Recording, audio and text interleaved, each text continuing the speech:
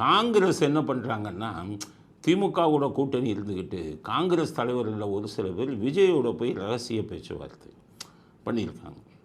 பண்ணி உங்களோட கூட்டணி சேர்றோம், எங்களுக்கு சீட்டு அதிகம் கொடுங்க அப்படின்னு சொல்லி 100 சீட்டு, 80 சீட்டு, 90 சீட்டுன்னு பேரம் பேசிக்கிட்டு இருக்காங்க.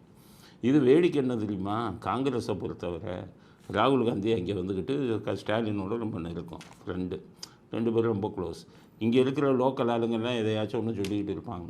கடைசி முடிவு டெல்லியிலேருந்து எடுப்பாங்க.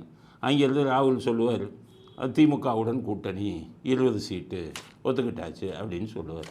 அதனால் இங்கே இருக்கிற காங்கிரஸ் தலைவர்களுக்கு அதிகாரமும் இல்லை, அவங்க கூட்டணியை பற்றி முடிவும் பண்ண முடியாது.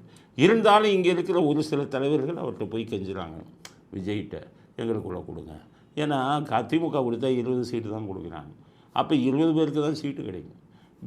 இவர்கிட்ட விஜய்கிட்ட போய் ஏமாற்றி ஒரு 60-70 சீட்டு 80 சீட்டு வாங்கிட்டா நிறைய பேருக்கு சீட்டு கிடைக்குங்கிற ஆசையில் லோக்கல் காங்கிரஸ் தலைவர்கள் இப்போ விஜய் அணுகி விஜய்க்கு பச்சை கொடி காட்டிட்டாங்கன்னு செய்தி போட்டுருக்காங்க. இவங்க என்ன பச்சை கொடி காட்டுறது? பச்சை கொடி காட்டுற அதிகாரம் உங்களுக்கு லோக்கல் காங்கிரஸ்காரவங்களுக்கு இல்லையே. பச்சை கொடி காட்டுற அதிகாரம் அங்கே தலைமையான ராகுல் காந்தி, சோனியா காந்திகிட்ட தானே இருக்குது. அதனால் விஜய்க்கு நாங்கள் சொல்கிறோம், ஒரு இது காங்கிரஸுக்கு இருப்பது வெறும் 2% ஓட்டு. இதுக்கு முன்னாடி ஒரு எலெக்ஷனில், எம்பி எலெக்ஷனில் காங்கிரஸ் தனியாக நின்று 2% ஓட்டு தான் வாங்கினாங்க. காங்கிரஸுக்கு நிர்வாகிகள் தான் இருக்காங்களே, தொண்டர்கள் பலம் இல்லவே இல்லை. விஜய், ஏமாந்து விடாதீர்கள். காங்கிரஸோடு நீங்கள் கூட்டணி வைப்பதில் ஆட்சேபனை இல்லை. 20 சீட்டுக்கு மேலே ஒரு சீட்டு கொடுக்காதீங்க. 80 சீட்டு 90 சீட்டு கொடுத்தீங்கன்னா, நீ காங்கிரஸோட கூட்டணி சேர்ந்தீங்கன்னா உங்களுக்கு மிகப்பெரிய பாதிப்பு ஏற்படும் அப்படிங்கிறது. ஏன்னா காங்கிரஸுக்கு பேர் கெட்டிருக்கு.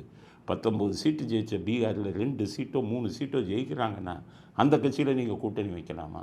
மைனாரிட்டியை பொறுத்தவரை உங்களுக்கு தான் ஓட்டு போடுவாங்க. காங்கிரஸை சேர்ப்பதனால் உங்களுக்கு மைனாரிட்டி ஓட்டுகள் கூடும் என்பது தவறான நம்பிக்கை.